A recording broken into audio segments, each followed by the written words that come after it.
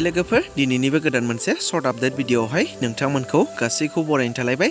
लोगोफोर दिनै नोंथांमोननि सिगाङाव गोदान मोनसे फैनो गोनां एबा आपकामिं बड' मिउजिक भिडिअनि सायाव मोनसे आपडेट लानानै फैलायबाय। नोंथांमोना भिडिअखौ आबुङै मिथिनो थाखाय जागायनायनिफ्राय जोबजासिम नायलाङोब्लानो जाबाय।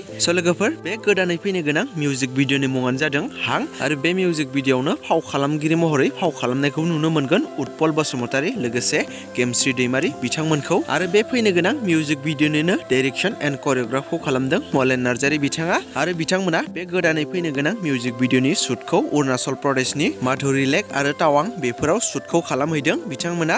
आरो बे मिउजिक भिडिअखौ जों इउबिसिनो प्रडाक्शन चेनेलाव नुनो मोननो हागौ दे लोगोफोर। नोंथांमोना सोर सोर नायनो गोसो गुदुं बिथांमोना एसे नेना थायोब्लानो जाबाय। आरो आसा खालामो बिथांमोननि बे फैनो गोनां मिउजिक भिडिअआ जोबोर मोजां जागोन होननानै।